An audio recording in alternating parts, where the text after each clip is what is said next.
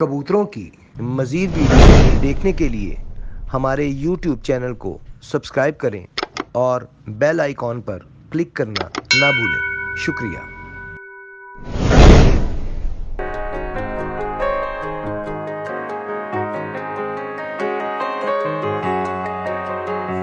ठीक है ना जी। ਜਦੋਂ ਅਸੀਂ ਸ਼ੁਰੂ ਕੀਤਾ ਨਾ ਹੈ ਬੱਚਿਆਂ ਤੋਂ ਬਹੁਤ ਛੋਟੇ ਹੋਵਾਂਗੇ 88 99 ਚ ਮੈਂ 8ਵੀਂ ਚ ਪੜ੍ਹਨਾ ਸੀ ਜਦੋਂ ਬਾਜ਼ੀਆਂ ਉਡਾਉਣੀਆਂ ਸ਼ੁਰੂ ਕੀਤੀਆਂ। ਜਿਹੜੇ ਦੋਸਤਾਂ ਨੂੰ ਅਸੀਂ ਸਮਝਦੇ ਸੀ ਸੀਨੀਅਰ ਸਨ, ਸਾਡੇ ਤੋਂ ਉਮਰ ਚ ਵੀ ਵੱਡੇ ਸਨ, ਕਿ ਇਹ ਉਸਤਾਦ ਨੇ। ਜਿਸ ਵੇਲੇ ਅਸੀਂ ਸਿੱਖਿਆ ਆਪਣੀ ਜੁਸਤਜੂ ਨਾਲ, ਅਸੀਂ ਦੇਖਿਆ ਵੀ ਇਹਨਾਂ ਵਿਚਾਰਿਆਂ ਨੂੰ ਤਾਂ ਪਤਾ ਹੀ ਨਹੀਂ। ਇਹ ਤਾਂ ਸੁਣੀ ਸੁਣਾਈ, ਕਿਸੇ ਨੇ ਗੋਲੀ ਦੱਸੀ ਉਹ ਗੁਦੜੇ 'ਚ ਪਾ ਲਈ, ਕਿਸੇ ਨੇ ਹੋਰ ਦੱਸੀ ਉਹ ਪਟਾਰੀ 'ਚ ਪਾ ਲਈ, ਤੇ ਉਹ ਲਿਆ ਕੇ ਦੇ ਦਿੱਤੀ, ਭਾਵੇਂ ਕੋਈ ਸਵੇਰੇ ਬਵੇ ਭਾਵੇਂ ਨਾ ਬਵੇ।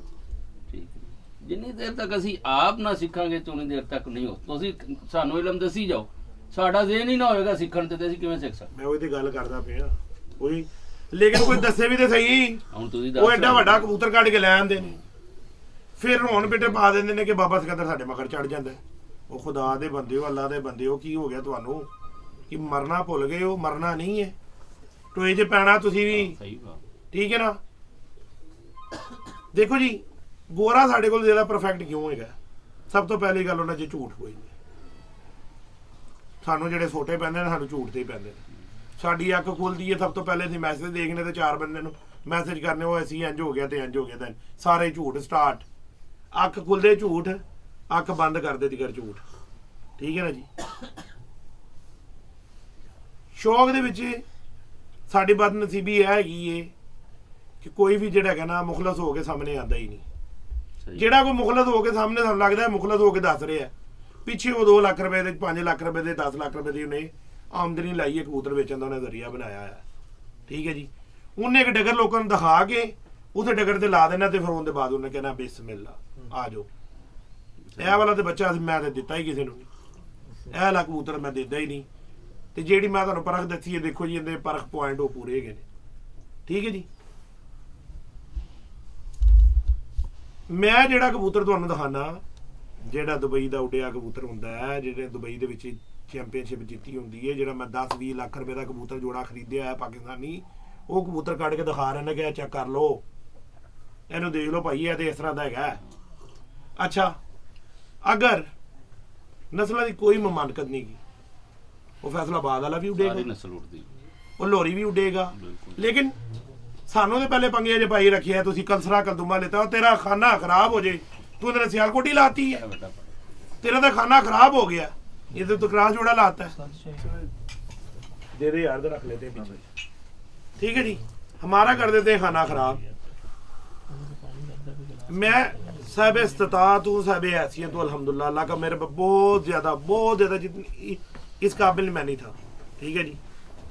अगर मैं अपने बैकग्राउंड में जाता हूँ ना, तो मैं जब वो चीज़ें देखता हूँ ना, तो मैं कहता हूँ यार इस्लाह कर दूँ गरीबों की, किसी का फायदा हो जाए, गरीबों का फायदा, किसी का नहीं, गरीबों का फायदा हो जाए, कोई जो समझने वाला है उसे उसका फायदा हो जाए, उसका फायदा हो जाए, और वो इन चोर डाकुओं के हाथ से बच जाए। यार मैंने अगर किसी भी इलाके में जाके कबूतर खरीदा है जो परफॉर्मेंस कर रहा है और कप बाजियों के अंदर आ रहा है, नस्ल किसी से भी उसका तल्लक है, रंग कोई भी है उसका, वो साला निकला इतनी है, इतने क्यों निकले? मैंने आज से 4 साल पहले ये शोर मचाया, वो इतना कबूतर उड़ता है, इतना, वो मेरे लिए इतने कबूतर निकाल दिए। तेरी ऐसी की तैसी, तेरा खाना खराब हो जाए, तू साड़ी दुकानदारी बंद कर रहे हैं। ठीक है जी। अब जब गर्मी पड़ी, बड़े बड़े उस्तादों ने गिट्ठे निकाल ली, इधर इतने कह रहे हैं कि जी इतना उड़ता है। अब क्यों नहीं वो इतना वाला उड़ा? जरा दिखाए ना, जरा इतना वाला किसी का उड़ा हो। अब सारों ने इतने निकाल लिए। मैंने आपको कहा नतीजा निकालना वोटिंग पर। ठीक है जी। हर चीज का नतीजा वोटिंग पे निकलता है। अगर किसी का एक इतना उड़ गया, हो सकता है वो बहुत एक्स्ट्रा परफॉर्मेंस जीन्स हो। अब सारे इतने उतने उड़ा के दिखा देना, वो ज्यादा इतने उड़े होंगे। हाँ, बिल्कुल ऐसे ही नॉर्मल का जो वही ज्यादा उड़ा होता है। हाँ, ये जो परवादे जो था बर्ड्स आपका कर रहा होगा ना, एक्स्ट्रा उड़ा होगा, इतना ही उड़ा होगा। शायद मैं गलत बात तो नहीं कर रहा। ठीक है जी। वो सानू देने दिखाते रहे, ਅਸੀਂ ਉਹਨਾਂ ਦੇ ਮਗਰ ਹੀ ਲੱਗੇ ਰਹੇ। ਅੱਖ ਦਾ ਪੈਮਾਨਾ, ਠੀਕ ਹੈ, ਨਸਲਾਂ ਦਾ, ਇਹ ਜੀ ਇਹ ਅਸਲੀ ਹੈ, ਇਹ ਅਸਲੀ ਹੈ। ਅਸੀਂ ਵੀ ਕਸਮਾਂ ਕੁਰਾਨਾਂ ਚੁੱਕ ਕੇ ਲੋਕਾਂ ਨੂੰ ਦਿਖਾਈ ਜਾਂਦੇ ਸੀ, ਅਸਲੀ ਹੈ, ਅਸਲੀ ਹੈ। ਕਿਉਂਕਿ ਸਾਨੂੰ ਜੋ ਦੱਸਿਆ ਅਗਲੇ ਨੇ, ਜਦੋਂ ਪਰਖ ਪਛਾਣ ਦੇ ਵਿੱਚ ਜਦੋਂ ਤੁਸੀਂ ਕਿਹਾ ਪ੍ਰੈਕਟੀਕਲ, ਜਦੋਂ ਅਸੀਂ ਵੜੇ ਆ ਤੇ ਲੋਕਾਂ ਜਿਹੜੇ ਸਾਡੇ ਤੋਂ ਸੀਨੀਅਰ ਸਮਝਦੇ ਸੀ ਉਹਨਾਂ ਦੀ ਅਸੀਂ ਪਟਾਰੇ 'ਚ ਬੰਦ ਕਰਾਤੀਆਂ ਗੋਲੀਆਂ। ਯਾਰ ਇਹਨਾਂ ਤੋਂ ਜ਼ਿਆਦਾ ਦੇਰ ਅਸੀਂ ਸਾਨੂੰ ਆਪ ਆ ਗਿਆ, ਸਾਨੂੰ ਆਪ ਸਾਰਾ ਕੁਝ ਅਸੀਂ ਆਪ ਸਿੱਖੇ ਹਾਂ। ਸਹੀ ਇੱਥੋਂ ਰੰਗ ਦੇ ਤੇ ਕਲਰਾਂ ਦੇ ਵਿੱਚ ਹੀ ਵਾੜੀ ਰੱਖਿਆ ਕਬੂਤਰ ਬਾਜ਼ਾਰ ਨੇ। ਅੱਜ ਤੋਂ 6 ਸਾਲ 7 ਸਾਲ ਪਿੱਛੇ ਚਲੇ ਜਾਓ, ਕਲਰਾਂ 'ਚ ਵੜੇ ਨੇ ਸਾਰੇ।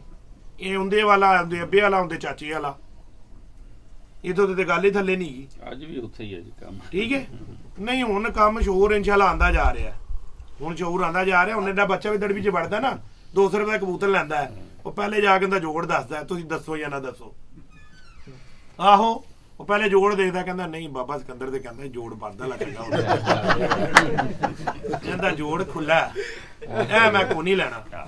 ਤੁਸੀਂ ਤਜਰਬਾ ਕਰ ਲਓ, ਜੋੜ ਬੰਦ ਲੈ ਤੁਸੀਂ 50 ਕਬੂਤਰ ਲੈ ਆਓ, ਇੱਕ ਖੁੱਡੇ 'ਚ ਪਾ ਲਓ, ਇੱਕ ਖੁੱਡੇ ਦੇ ਵਿੱਚ 50 ਜਿਹੜਾ ਹੈਗਾ ਖੁੱਲੇ ਵਾਲੇ ਪਾ ਲਓ, ਇੱਕ ਦੇ ਬੰਦ ਦੇ ਖੁੱਲੇ ਦੇ ਭੱਲੇ ਮਾਰਨ ਸ਼ੁਰੂ ਕਰ ਦਿਓ। ਤਦਾਦ ਦੇਖੋ ਜ਼ਾਇਆ ਹੁੰਦੀ ਕਿੰਨੀ ਹੈ, ਖੁੱਲੇ ਵਾਲੇ ਜ਼ਿਆਦਾ ਭੱਜ ਜਾਣਗੇ। ਤੇ ਫਿਰ ਇਹਦਾ ਮਤਲਬ ਇਹ ਵੀ ਹੈ ਨਾ ਕਿ ਬੰਦ ਵਾਲਾ ਹੀ ਚੰਗਾ ਹੈ, क्योंकि यूनिवर्सिटी जड़ी ये मैदान है। इसका मतलब है कि मजबूती वाली बात आ गई ना यहाँ पे, कि बंद जोड़ वाले में मजबूती ज्यादा है। यार मैं देसी आदमी हूँ, मतलब तो आपने खुद निकालने हैं उसके, ये आप ही बता रहे हैं। मैंने मतलब आपने खुद निकालने हैं। मेरे उस सवाल का जवाब अब आपने दे दिया कि आप 50 खुले जोड़ वाले छोड़ लें, 50 बंद जोड़ वाले छोड़ लें और देख लें कितने भागते हैं उधर से और उधर। अच्छा, बात तो वही आ गई। ये तो होगी खाली बंद जोड़ होने की, कबूतर के आने जाने की। उस वक्त जो मैंने आपके साथ बात किया था वो बात ये की थी, जो मैंने शाह साहब को दिखाया, मैंने कहा यार फर्क है, ज्यादा फर्क था डी में। बिल्कुल आप ये बात को तस्लीम करती हो, और ये ऑन एयर कह रहा हूँ, आप लोग अपने अपने घरों में जाके चेक कर लो कि कबूतर कैसे उल्टा करके उसकी हड्डी पे हाथ फेर लो, सीधा करके हड्डी पे हाथ फेर के देख लो। यार आपने जिस तरह कबूतर उड़ता है, कम अज कम खुदा का वास्ता है उस तरह तो रख के उसको देखो, उस तरह तो कम अज कम उसको रख के देखो, क्या वो उड़ जो सा है उड़ते वक्त इस तरह उड़ता है? तो फिर आपने जब उसको उसके एक लेवल ही नहीं रखा, शायद वो गलत बात तो नहीं, जब आपने उसको उसके लेवल पे रख के देखा ही नहीं, तो आपने हड्डी कैसे देख ली? तो कहीं लगाया या अपना कोई एक्सपीरियंस जो 20-30 साल का एक्सपीरियंस है उस एक्सपीरियंस से देख ली, ये नतीजा तो नहीं है, ये इस बात का नतीजा नहीं। लॉजिकल बात नहीं है। एक ऐसा इंसान जो कि बिना किसी लालच के ऑन एयर सारी बातें करे, जिन्हें नहीं जानता उन्हें इल्म दे रहा है, तो भाई उससे फायदा उठवाओ। आपको घर बैठे इल्म मिल रहा है, कुछ सीख लो, उन्हें प्रैक्टिकली चेक करो और फिर अगर समझ आए तो उस पर अमल दरामद किया जाए, उसी पे अपनी कबूतरबाजी का इन्हिसार किया जाए।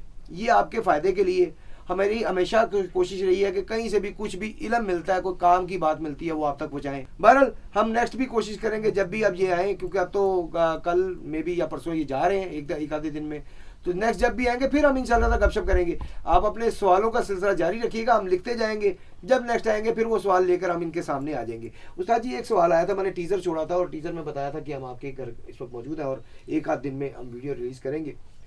वो सवाल ये था कि केज का साइज़ एक पेयर के लिए क्या होना चाहिए? देखिए जी, केज ये तो इन्हिसार करता है पॉकेट पर, इंसान की जेब कितनी इजाज़त देती है।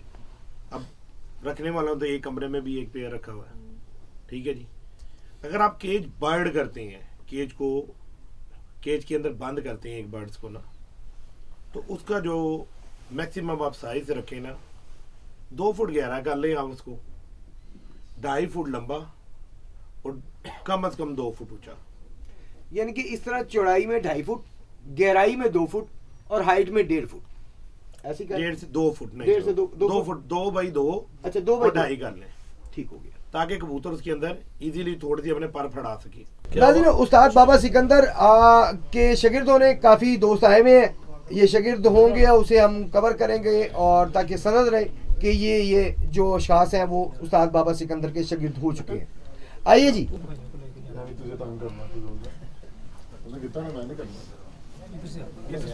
तस्वीर उतारे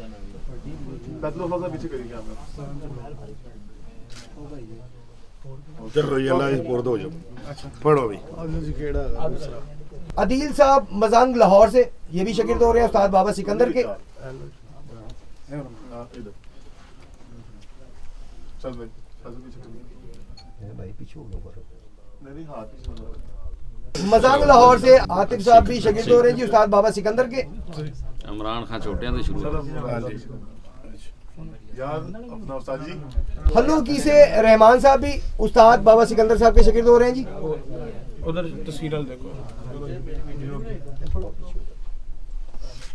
मम्मी इधर भी देखी लो जी मम्मी और कोई पुराना काना से वाजिद जुनेदी साहब उस्ताद बाबा सिकंदर के शकील हो रहे हैं।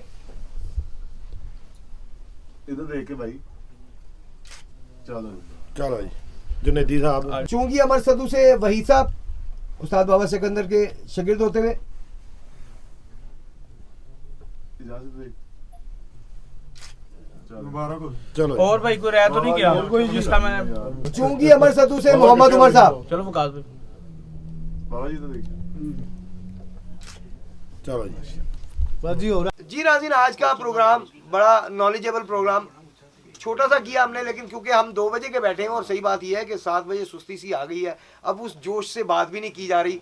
लेकिन मज़ा आता अगर मुझे ये पता था कि 2 बजे उस्ताद जी फ्री होंगे और हम गपशप करेंगे और एक अच्छा जोशीला प्रोग्राम तैयार करेंगे।